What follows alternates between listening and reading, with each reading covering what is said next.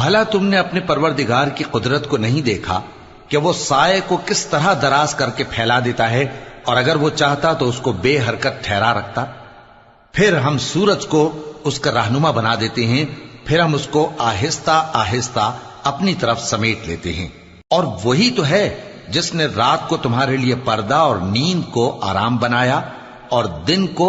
اٹھ کھڑے ہونے کا وقت ٹھہرایا، اور وہی تو ہے جو اپنی رحمت یعنی مے کے آگے ہواؤں کو خوشخبری بنا کر بھیجتا ہے، اور ہم آسمان سے پاک نتھرا ہوا پانی برساتے ہیں